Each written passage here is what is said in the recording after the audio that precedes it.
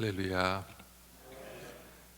오늘 할렐루야 그 성가대의 찬양처럼 주의 이름이 온 땅에 어찌 그리 아름다운지 주님의 손으로 산과 들을 아름답게 채색해 주시고 또 우리에게 이 아름다운 가을을 선물로 주셨습니다.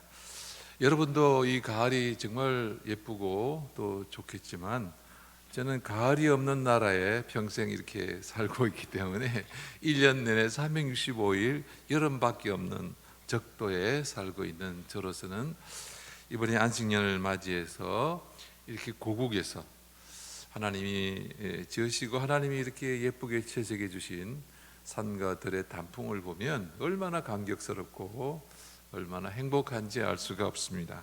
무부담도 땀이 나지 않는 이 계절이 정말 좋고요. 그래서 이 가을에 옷자락이 있다면 붙잡고 가라 가지 마라 그렇게 외치고 싶습니다. 이 좋은 가을에 우리 제천 제일교회 우리 성도님께 또 말씀을 전하게 돼서 너무나 감사하고요. 우리 양열 목사님은 저하고 신학교 동기시고 또 제 친한 친구이신데 이 교회에 와서 또 설교하게 돼서 너무나 감격스럽고 감사합니다.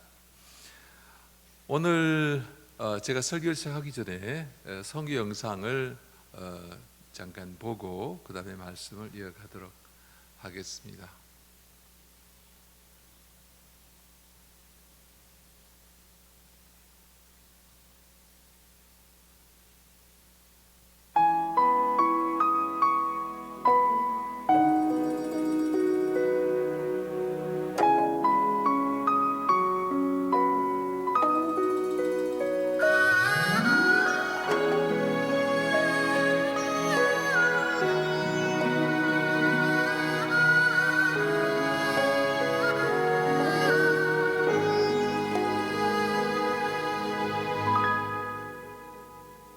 주님이 홀로 가신 그 길 나도 따라가오. 모든 물과 피를 흘리신 그 길을 나도 가오. 험한 산도 나는 괜찮소. 바다 끝이라도 나는 괜찮소. 죽어가는 저들을 위해 나를 버리길 바라오. 아버지 나를 보내주오. 나는 달려가겠소. 목숨도 아끼지 않겠소. 나를 보내주오.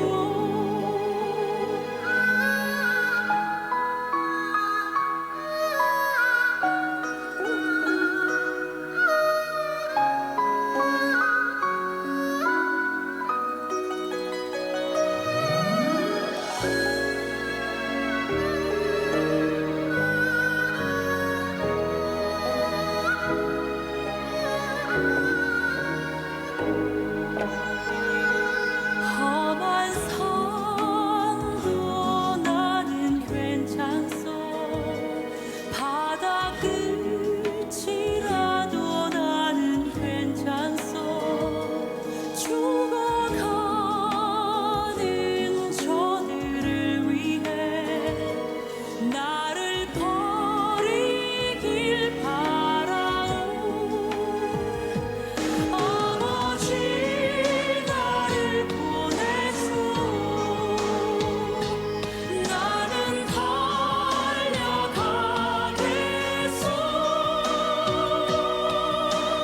목숨도 아끼지 않. 감사합니다. 저는 인도네시아에 파송을 받은 지 올해 30년이 되는 아주 뜻깊은 해입니다. 오늘 특별히 우리가 선교할 때에 왜 선교합니까? 선교의 참된 동기는 무엇입니까? 사람들이 말하기를 선교는 예수님의 최고의 명령이니까, 우리 교회에게 주신 가장 큰 명령이니까 그 명령을 우리가 지켜야 된다, 수행해야 된다, 그렇게 말하기도 합니다. 그런데 우리가 그 명령을 수행하기 위해서 그 책임감 때문에 사실 선교합니까? 선교의 참된 동기는 우리 삼위일체 하나님의 그 놀라운 사랑과 은혜에 감격해서 그 은혜에 보답하기 위해서 사실은 선교하게 되는 것이죠. 우리가 전도할 때도 다른 사람들에게 전도해야 된다, 교회에서 그렇게 얘기하고 또 그렇게 강조하니까 그 전도하는 것도 있지만, 그것보다는 우리 안에 있는 하나님과 예수 그리스도의 사랑과 성령께서 주시는 그 감동 때문에 예수 그리스도의 복음을 전하지 않고서는 배길 수 없는 마음, 그 마음 때문에 우리가 전도하게 되는 것이죠. 저는 하나님의 넘치는 사랑을 받았습니다. 저는 불신 가정에서 태어나서 자랐지만 어릴 적부터 이제 교회를 다녔고, 특별히 이제 고등학교 때 하나님의 넘치는 그런 은혜를 받았습니다. 오늘 할례 성가대처럼 저는 고등학교 때 이제 고등부 성가대를 주일 예배 때, 그때도 우리 고등부 성가대가 함께 있었는데요. 그 성가대석에 앉아서 이렇게 예배를 드리고 또 찬양을 부르고, 이제 목사님의 축도가 끝날 때까지 저 속에 주체할 수 없는 그 하나님의 사랑에 그 감격해서 그렇게 눈물 흘렸습니다. 그 사랑에 보답하고 싶었습니다. 그래서 제가 고등학교 2학년 때 어두운 저녁 교회당에 혼자 나와서 그렇게 하나님 앞에 저를 드리는 시간을 가졌습니다. 하나님, 저 제3세계의 가장 가난한 곳에 가서 배고프고 가난한 사람들에게 먹을 것을 주고 그들에게 생명의 말씀을 전하는 그런 농촌 선교사가 되게 해 주십시오 하고 그렇게 하나님 앞에 저를 드렸습니다. 하나님께서 그렇게 저의 그 헌신을 받아주셔서 제가 농대에 진학을 하고, 그 다음에 예수원에 가서 토레시 머리 밑에서 또 수련을 받고, 양엘 목사님과 함께 장신대에서 신학대학원에서 신학 공부를 마쳤습니다. 신학 공부를 마칠 때 제가 세문안교회, 우리나라에서 가장 먼저 세워진 세문안교회에 갈 기회도 있었지만, 하나님께서 저에게 가난한 그 농촌에 제3세계에 갈 사람이니까 시골 농촌교회에 개척 경험이 필요하다, 그런 감동을 주셔서 충북 계산에 신도원이라고 하는 그 동네에 농촌교회를 개척해서 3년 동안 목회하는 시간을 가졌습니다. 제가 농촌교회를 개척해서 목회할 때에 성도들이 다 저희 가족 빼놓고는 다 아프신 분들이었어요.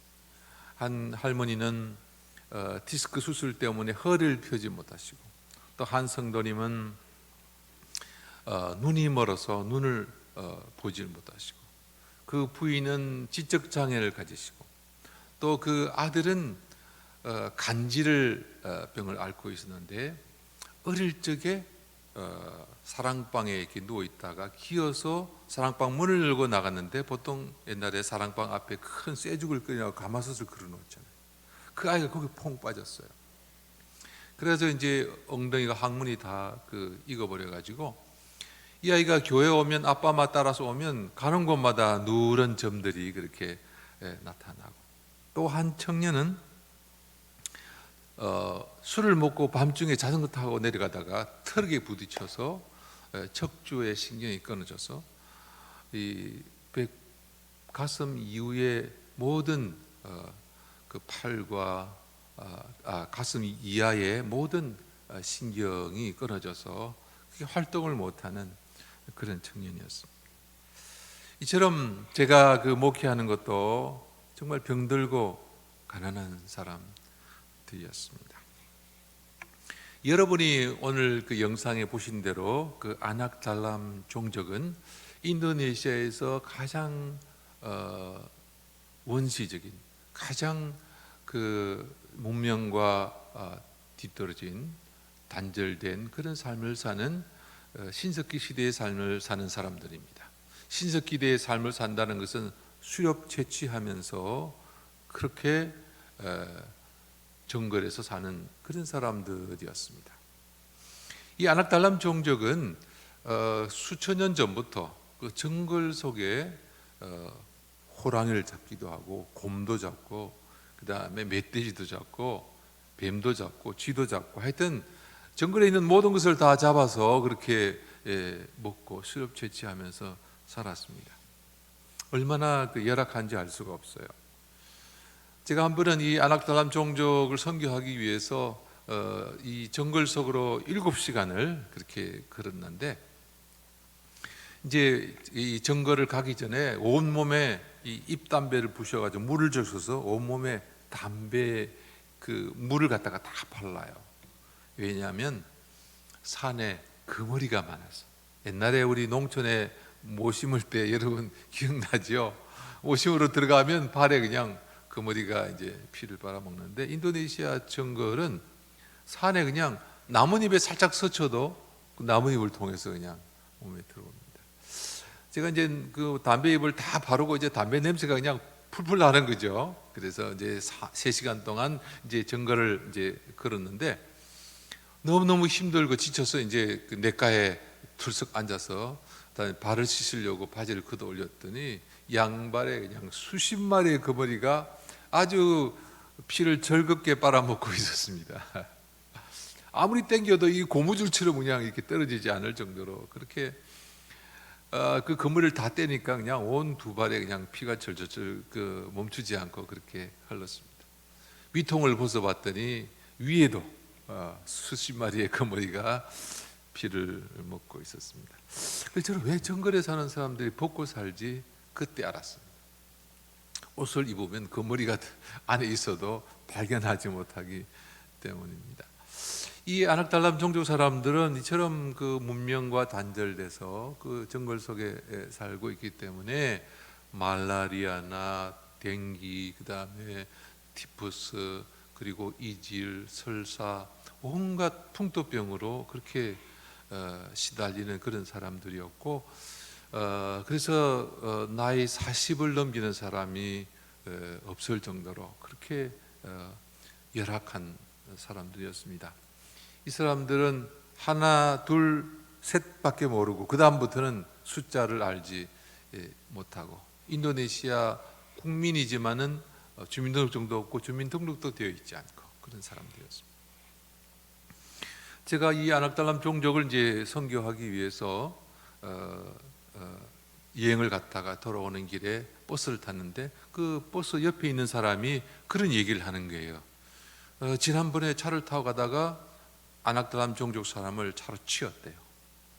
그런데 이 사람들 짐승 같은 사람들이니까 그냥 돌아보지도 않고 그냥 지나쳤다는 거예요. 얼마나 가슴이 아픈지. 강아지도 이 차에 치우면 돌아볼 텐데 사람인데 이 아낙달람 종족 사람들이라고 그냥 돌보지도 않고 그렇게 지나쳐 버렸다는 것입니다. 이 사람들은 원래 정글 속에 그렇게 살던 사람들입니다. 대대로. 그 말은 뭐냐면 그 정글이 다 자기들의 땅이었잖아요. 조상들이 살던. 근데 땅 문서가 없잖아요.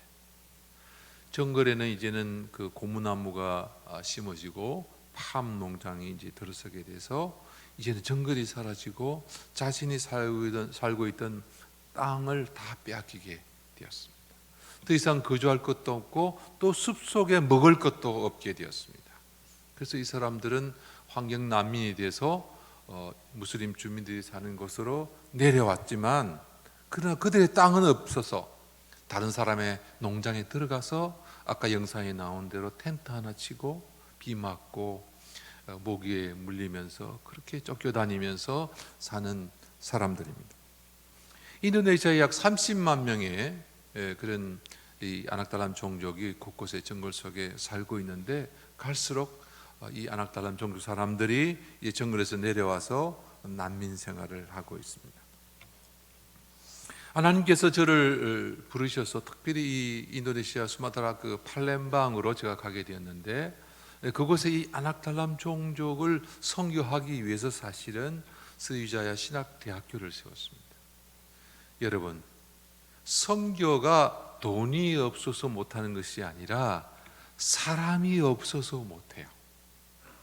제가 이 수마트라를 선교하기 위해서 저기 자바섬에 있는 많은 신학교 출신 신학생들을 여러 명을 불러와서 훈련시켜서 이 아낙달람 종족에 보냈더니 다들 조금 있다가 다 못 살겠다고 나오고, 또 말라리아에 걸려가지고 고통당하다가 나오고 견디지를 못하는 거예요.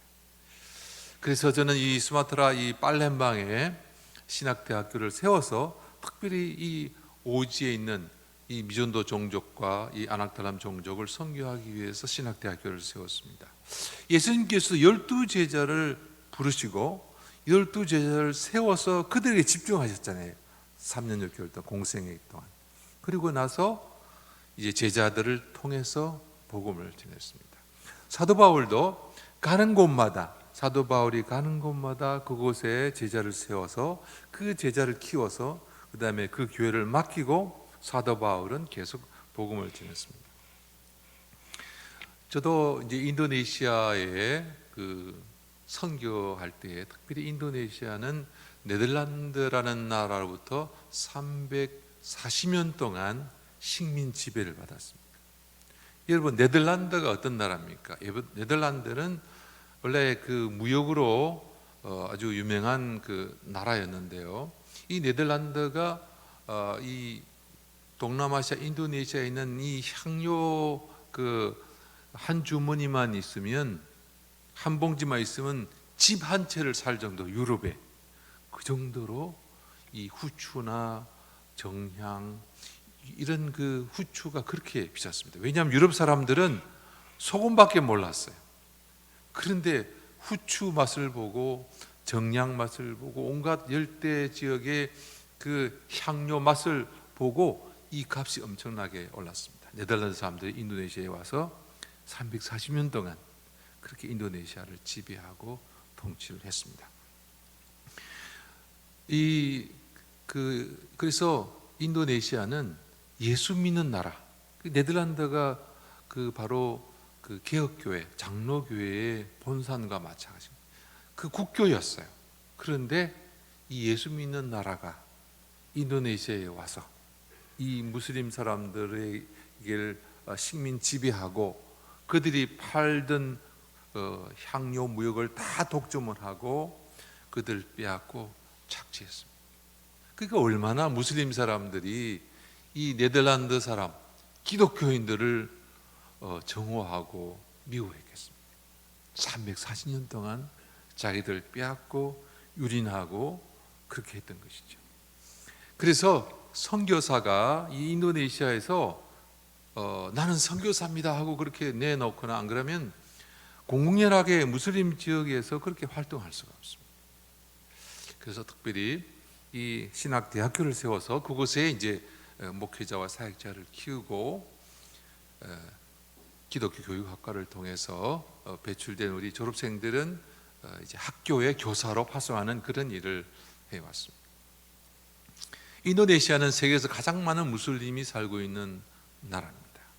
중동에 있는 모든 무슬림을 다 합한 숫자보다 인도네시아의 무슬림이 더 많아요. 그 정도로 인도네시아는 많은 무슬림들이 살고 있습니다. 그러나 놀랍게도 하나님께서 이 인도네시아가 이제 네덜란드와 또 일본의 3년 6개월 동안의 식민 지배를 끝나고 이제 독립했을 때에 인도네시아가 헌법을 만들 때 1조 1항에 인도네시아는 쿠란, 그 이슬람 경전 쿠란에 의거해서 통치된다. 그렇게 1조 1항에 넣으려고 해서 그것을 통과시키려고 했지만 의외의 부결이 되었습니다. 할렐루야. 아마 그 인도네시아 헌법에 지금 그 조항이 있으면 아마 제가 인도네시아에서 선교조차 할 수 없었을 것입니다. 그래서 이 인도네시아는 지금도 주일이 되면 그 주일 예배 시랑 중계가 됩니다. 성금요일 날이 공휴일인 나라입니다. 이처럼 그 인도네시아는 세계에서 가장 많은 무슬림이 살고 있지만 동시에 복음을 전할 수 있는 그런 자유가 있는 거예요. 저는 이제 목사요 선교사지만 인도네시아에서 목사로서 비자를 받아서 지금까지 그렇게 안정되게 그렇게 사역을 하고 있습니다. 할렐루야. 지금 중국에 있는 선교사람들은 다 쫓겨나서 비자발적으로 그렇게 쫓겨나서 여러 나라에 이렇게 다시 파송되는 분도 있고 그렇습니다만은 인도네시아는 이처럼 지금도 하나님의 복음을 그렇게 전할 수 있는 그런 자유가 있다는 것이 얼마나 놀랍고 감사한지 알 수가 없습니다. 이 예수님께서 당신의 그 공생의 공적인 선교 사역을 시작하시면서 오늘의 본문 말씀을 주셨잖아요. 그러니까 어떻게 선교해야 되냐, 무엇이 선교의 본질이냐 그렇게 물어본다면 저는 오늘 예수님께서 당신의 공적인 선교 사역을 시작하시면서 우리에게 주신 말씀, 이 말씀 우리가 다시 한번 기억해야 된다고 저는 생각합니다. 오늘 18절에 말씀하시기를 주의 성령이 내게 임하였으니 이는 가난한 자에게 복음을 전하게 하시려고 내게 기름을 부으시고 나를 보내사 포로된 자에게 자유를, 눈먼 자에게 다시 보게 함을 전파하며 눌린 자를 자유롭게 하기 위해서 그렇게 예수님은 보내심을 받았다고 그렇게 말씀하고 있습니다. 여기서 예수님은 오늘 본문의 말씀을 보면 가난한 자에게 기쁜 소식을 전하기 위해서 오셨다 그렇게 했습니다. 어떤 분들은 이 구절을 가지고 가난한 사람, 그 마태복음에 심령이 가난한 사람이라고 나와 있기 때문에 그렇지 심령이 가난한 사람들에게 복음을 전하기 위해서 예수님이 오셨다 그렇게 해석하지만 이 누가복음의 이 구절을 그렇게 해석해서는 아니 됩니다. 왜냐하면 이게 가난한 사람, 포로된 자, 병자, 눌린 자, 이 모든 사람들은 다 가난한 사람이라는 것을 그대로 보여주고 있습니다. 예수님께서 이 세상에 오신 목적은 가난한 사람들에게 기쁜 소식을 전하기 위해서 오셨다는 거죠. 여러분이 지금 세 끼를 못 먹었다고 생각해 봅시다. 여러분에게 가장 필요한 게 무엇일까요? 밥 한 그릇일 거예요. 그죠? 굶주리고 배고픈 사람들에게 이 밥 한 그릇이 그들에게는 기쁜 소식이 되는 것이죠. 여러분, 그렇다고 해서 제가 예수 그리스도의 복음을 폄하하려고 하는 말씀이 아니죠. 자, 이 말씀은 뭐냐면 하나님의 복음의 우선성을 우리에게 말해주고 있습니다. 여러분에게 자녀가 있죠. 1명, 2명, 3명, 4명. 여러분에게 사랑하는 그 자식들이 있을 텐데 여러분의 자녀 가운데 혹시나 장애가 있든지 몸이 약하든지 그런 자녀가 혹시 있으면 여러분의 자녀를 똑같이 사랑하지만 그러나 여러분의 시간과 여러분의 손길과 여러분의 관심이 어디로 더 가겠어요? 당연히 지체나 병약하거나 어려운 자녀에게 더 가는 거죠. 그게 바로 그 부모의 마음인데 하나님의 마음도 그렇다는 거죠. 그래서 하나님은 똑같이 모든 사람을 사랑하시지만 특별히 가난하고 병들고 옥에 갇히고 억눌린 사람들의 신음을 들으시고 그들에게 응답하시는 하나님이시다, 그런 말씀입니다. 여러분, 이스라엘 백성들이 애굽에서 종살이하면서 그 고통과 그 배고픔 가운데 부르짖을 때에 성경에 보면 하나님의 그들의 부르짖음을 들으시고 응답하셨다. 그렇게 말씀하고 있습니다. 어떤 신학자는 그렇게 표현을 합니다. 하나님은 편애하신다. 하나님이 편애하시나요? 하나님 편애하지 않죠. 하나님은 모든 사람을 다 사랑하시죠. 그런데 왜 이 신학자는 하나님은 편애하신다고 그렇게 표현했을까요? 바로 오늘 예수님께서 하신 말씀처럼 정말 가난하고 포로되고 병들고 옥에 갇힌 그 사람의 부르짖음, 그들의 아픔을 먼저 들으시고 응답하시는 하나님이다. 그 말씀을 오늘 우리에게 전해주고 있는 것입니다. 저는 특별히 인도네시아 이 스마트라섬에서 이 아낙달람 종족, 강도 만나고 병들고 배고프고 이 사람들을 위해서 저는 부르심을 받았습니다. 제 기도 제목은 이 30만 명이나 되는 이 스마트라섬의 아낙달람 종족이 예수 그리스도의 복음을 다 듣고 또 그들의 그 배고픔과 병듦과 그들의 그 가난으로부터 벗어났으면 좋겠습니다. 그래서 저는 먼저 이 아낙달람 종족 아이들을 학교에 보낸 일을 했습니다. 여러분, 이제는 정글도 없습니다. 더 이상 잡아먹을 멧돼지도 없습니다. 그거 어떻게 살아야 될까요? 공부해야죠. 직업을 가져야 되죠. 그래서 이 아이들을 씻기고 그 다음에 신발, 교복, 가방, 학용품 다 준비해서 주민등록증도 만들고 그 부모님 주민등록증도 만들고 가족계획표를 다 만들어서 이 아이들을 이제 학교에 보냅니다. 또 중고등학교 학생들은 기숙사를 만들어서 이 아이들이 이제 기숙사에서 중학교, 고등학교 공부를 하게 하는데 그 졸업생 가운데 그 고등학교 졸업하고 저희 신학교에 신학대학생이 된 학생이 있고 또 간호대학에 앞으로 간호사가 되기 위해서 공부하는 학생도 생겼습니다. 이 중고등부 중고등학생 기숙사에 8명의 학생이 작년에 공부했는데요. 그 중에 4명이 정규에서 학업 우수상을 받았습니다. 할렐루야. 하나 둘 셋밖에 모르는 그 아이들, 그 정글에서 내려와서 여기저기 그냥 쫓겨다니는 아이들이요, 기도하고 그들을 복음으로 양육하고 돌봤더니 8명 가운데 4명이요 우수상을 받았다는 거 아닙니까? 그래서 제 기도 제목은 정말 이 아이들이 앞으로는 비록 정글은 없지만 당당하게 그들의 직업을 가지고 또 스스로 자립해서 앞으로 지속 가능한 삶을 사는 그런 날이 오기를 바라고 있습니다.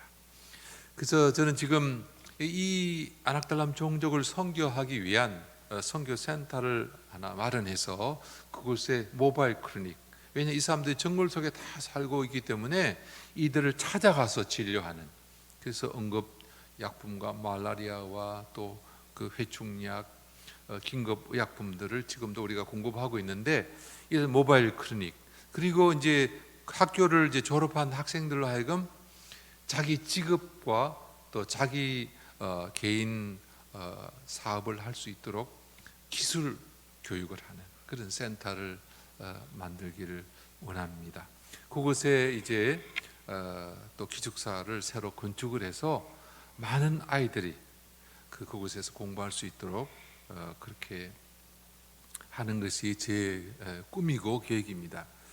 놀라운 것은 인도네시아의 교회가 이 일을 위해서 한국 돈으로 8천만 원 헌금해서 이 일을 함께 동참하고 있습니다. 그래서 이 제천 제일교회 사랑하는 성도님, 정말 세계 선교 현장에는 이렇게 강도 만나고 배고프고 헐벗은 그런 사람들이 많이 있는 것입니다. 예수님께서 특별히 가난한 사람들, 또 포로된 사람들, 눌린 사람들, 병자들에게 구원의 소식을 전하기 위해서 오셨다고 했는데, 여기에서 이 구원이란 말, 그 우리가 많이 사용하는 말이죠.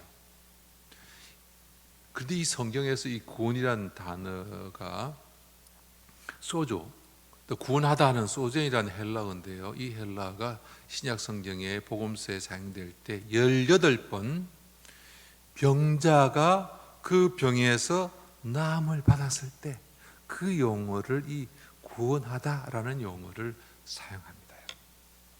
이게 성경에서의 구원은 우리의 영혼의 구원, 죄로부터 구원받고 영생을 받는 것도 구원이지만 병들어서 죽어가는 그 사람이 고침을 받는 사건, 그리고 배고프고 어려움 당하는 그 사람들의 처지로부터 구출함을 받는 것도 구원사이라는 거죠.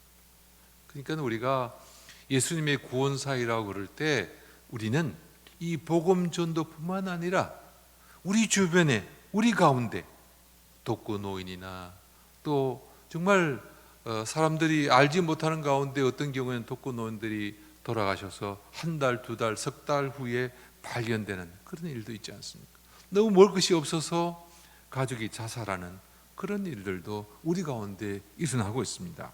이 성경의 말씀은 입으로 우리가 복음의 말씀을 전할 뿐만 아니라 이 구원사역이라는 것은 구체적으로 우리의 삶 가운데 나의 주변에 있는 사람들을 돌보고 먹이고 보살피는 것을 성경은 구원사역이다, 그렇게 말씀하고 있는 것입니다. 그 일을 위해서 예수님이 이 땅에 오셨고 또 우리를 그 일을 위해서 파송하셨습니다. 성경에 보면 정언하다라는 말은 많이 나오는데 이 정언은 우리의 입술뿐만 아니라 우리의 몸으로, 우리의 행함으로 그리스도의 사랑을 다른 사람에게 정언하는 것을 정언이라고 말하고 있습니다. 사랑하는 성도 여러분, 성교학 그 책에 보면 그런 말이 나와요. 무슨 말이냐면 메디아가 메시지다. 좀 어려운 말인데요. 제가 이제 교수라서 이런 어려운 말을 쓰는 건 아니고 뭐냐면 우리가 복음을 전하잖아요. 그 이제 메디아죠, 매체죠. 내가 전하는데 그 전하는 사람이 바로 메시지의 내용이라는. 우리가 말하는 그 말, 예수 믿으세요 하고 말하는 우리의 그 말이 메시지가 아니라 우리의 존재 자체가, 그 말을 전하는 나의 삶이, 그것이 바로 메시지라는 거죠.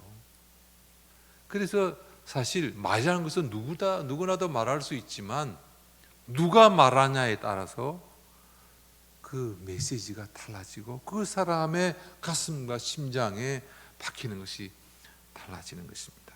사랑하는 성도 여러분, 우리가 바로 메시지인 것입니다. 우리의 삶이 예수 그리스도의 복음을 증언하는 것이라는 것이죠. 그래서 제천제일교회 사랑하는 성도님들, 여러분의 매일매일의 일상의 삶 속에서 사랑하는 가족들의 가장 그 아픔과 상처를 주게 되는 수도 있거든요. 여러분의 직장에서, 여러분의 일터에서 여러분 자신이 메시지가 되기를 바랍니다. 오늘 예수님께서 바로 가난하고 병들고 옥에 갇히고 억눌린 사람들에게 해방과 치유와 그들에게 배고픔을 해소해 주신 것처럼 그렇게 우리의 삶의 현장 가운데 여러분도 예수님의 선교의 동력자가 되기를 간절히 축원드립니다. 오늘 이 시간에 제가 인도네시아 수마트라 팔렘방에 있는 스리자 신학대학교 사역과 또 아낙달람 종교에 관한 그런 선교의 소식들을 여러분에게 전했습니다. 기도해 주시길 바랍니다. 이 스리자야 신학대학교를 통해서 신실한 주의 종들이 더 많이 배출될 수 있도록, 그리고 이들이 가는 곳마다 예수 그리스도의 복음을 증언하는 사람들이 될 수 있도록 기도해 주시길 바랍니다. 특별히 아낙달람 종족 30만 명의 영혼들이 굶주리고 배고프고 헐벗고 병들어 있습니다. 이 사람들에게 정착촌이 세워지고 그곳에 교회가 세워지고 아이들은 교육을 받고 또 청소년들은 또 직업 교육을 받아서 이제는 정글 없는 세상에서도 그들이 자립 가능하고 지속 가능한 삶을 살아갈 수 있도록 돕는 그런 선교 사역을 하기를 원합니다. 기도해 주십시오. 저는 힘이 없습니다. 가진 것도 없습니다. 그러나 여러분의 기도가 있으면 그 일을 할 줄 믿습니다. 기도하겠습니다. 사랑하신 아버지 하나님, 오늘 이 시간에 예수 그리스도의 선교에 관해서 귀한 말씀을 듣게 해주시니 감사합니다. 아버지 하나님, 우리 가운데 있는 가난하고 소외되고 주변에 있는 병든 사람들을 돌아보는 마음 저희들에게 주시고, 오늘 러시아와 또 우크라이나 전쟁과 또 그 여파로 아프리카의 수천만 명의 사람들이 기아에 허덕인다고 합니다. 아버지 하나님, 세계의 모든 굶주린 곳에 예수 그리스도의 복음과 예수 그리스도의 사랑을 가지고 그들에게 전가할 수 있도록 축복해 주시옵소서. 아버지 하나님, 특별히 인도네시아 수마트라의 아낙달람 종족이 다 주님께 돌아오게 하여 주시옵소서. 복음의 말씀을 듣게 하여 주시옵소서. 그들의 삶이 변화돼서 하나님의 놀라운 복이 되는 민족이 되게 하여 주시옵소서. 우리 주 예수 그리스도의 이름으로 기도하옵나이다. 아멘.